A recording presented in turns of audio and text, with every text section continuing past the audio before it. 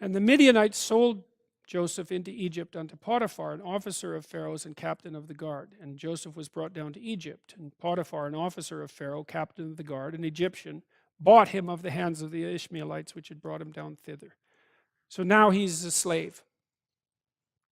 So now you'd think, well, that would be, this is a man who has a lot of reason to be irritated at the structure of reality, right? He's gone from being the favorite to being betrayed by all of his brothers. That's pretty rough. And then he's being transformed into a slave, and now he's being sold to work as a slave. So you'd think that that would corrupt his character. Because, you know, one of the things, I think this is the case anyways, I think people are always looking for an excuse to have their character corrupted. Because if your character is corrupted, then you get to lie, and you get to cheat, and you get to steal, and you get to betray, and you get to act resentfully, and you get to do nothing. And that's all easy.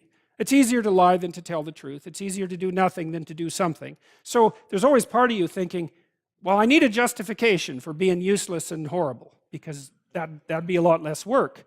And so then if something terrible comes along, you think, aha, that's just exactly the excuse that I was waiting for. And then out all that comes.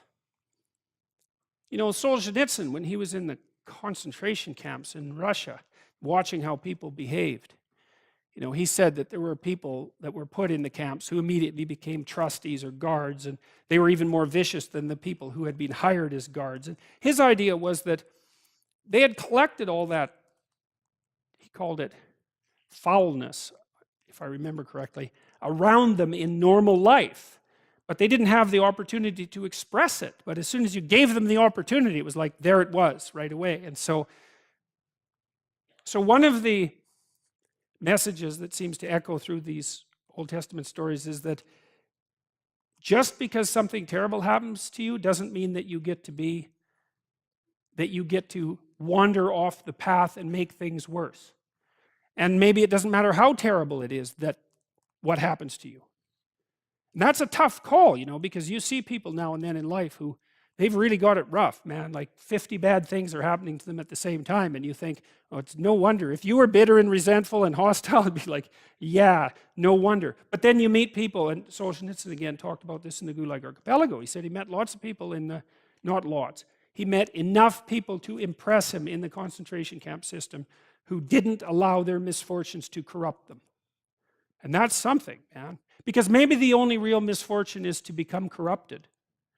That's a really useful thing to think. You know, maybe the rest of it is trivial in comparison. I know that's a rough thing because you can be in very harsh circumstances, but I do think there's something to that. And the Lord was with Joseph, and he was a prosperous man, and he was in the house of his master the Egyptian. And his master saw that the Lord was with him, and that the Lord made all that he did to prosper in his hand. So that's an echo of the idea that we encountered earlier about walking with God, right?